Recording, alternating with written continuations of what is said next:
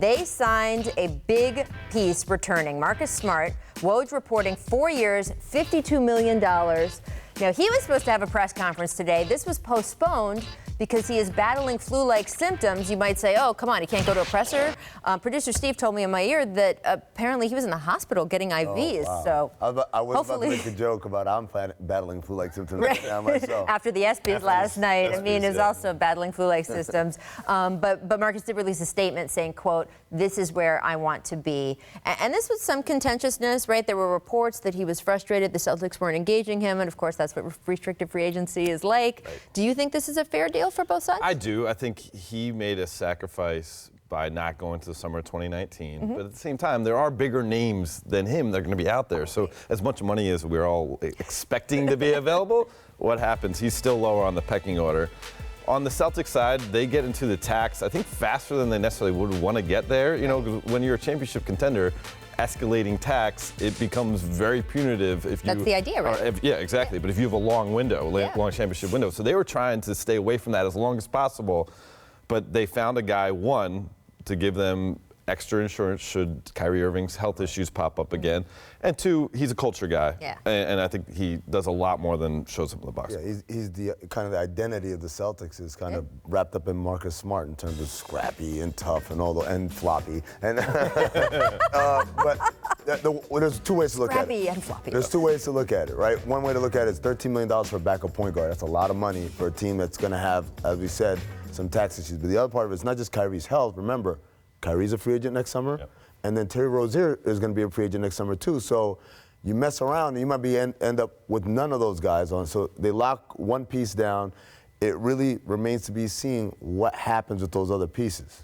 Yeah, and look, you talk about the identity of the Celtics. The identity of the Celtics 2 seasons ago, the Isaiah Thomas Celtics, was a bunch of, cast-off guys with a chip on their shoulder, right? That's not really. Kyrie Irving was a #1 overall pick. Right. Gordon Hayward is an elite free agency signing. I mean, they have Tatum, #3 pick. Right. They have all these guys who were top 5 picks.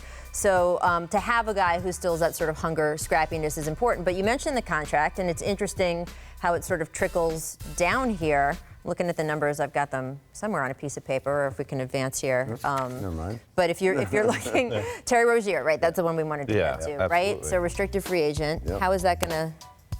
I mean, this is the tough part, right? So the reactionary part as well. Smart signed, and Kyrie's going to be the long-term piece. So Terry Rozier's probably going to be the odd man out. He would have been the odd man out anyway, just in terms of minutes, because we know Hayward's coming back and he plays a lot of guard and ball handling duties. So you might say, oh man, that stinks. So I guess Rozier next year is going to be in a different jersey. But they go back to Kyrie, the health, how much it's going to cost to bring him back, and most importantly, how this Celtics team can generate offense now from guys like Brown and Tatum that a year ago we didn't really see happening as quickly. Maybe Kyrie's the odd man out a year from now because you can lock in Rozier at a more reasonable price, and the tax issues that they talked about, we can manage it a little better if we don't have 3 max players in Horford, Hayward, and Kyrie. And it might not be the Celtics choosing Terry. It could be Kyrie choosing another team, right? And then so then by just default, Terry Rozier becomes that more attractive for the Celtics to try to keep. Right, absolutely. It's interesting. I was talking to some of the Celtics front office guys in Summer League, and they were really pushing back that people keep mentioning Kyrie's health, sort of the idea of he had a knee surgery a couple years ago, and he had a couple screws put in, and we took them out, and they got infected, and that's what happened. This is not a long-term issue. You've spent a lot of time around Kyrie Irving and him missing chunks of time. Where do you see his health going forward? I mean, you don't have a crystal ball. Obviously, it's hard to predict it, but I think if you are a team with Kyrie on it for the rest of his prime, you want to have 3 point guards because your backup point guard could very well become your primary point guard. And if you don't have that capable third player, you don't have a backup point guard. And I think that what we've learned from Kyrie, one, is that not just him, players have chronic injury conditions because the wear and tear of the NBA continues to make you put pressure on that joint.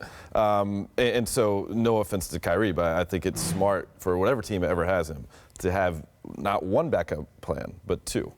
I mean, think about it. The knee problems in the playoffs in 2015. The knee problems again coming up. The knee problem that he threatened to sit a year out and have surgery and all that. And then the knee problem that he had this year. at some point, I mean, some of those are related. They dominoed into each other. They weren't like signs of a chronic condition. But he has had a lot of injuries. He had an injury back in Duke. And it's not about chronic, like, oh, I have a chronic knee issue. It's the idea that when you get hurt and you rehab, your body starts to try to compensate for something that had an issue with it, and further issues keep happening. Well, that is interesting. And as you say, dominoes into Terry Rozier. Right. Dominoes into those guys. Love that graphic. And thank you, Bobby Marks, for that information.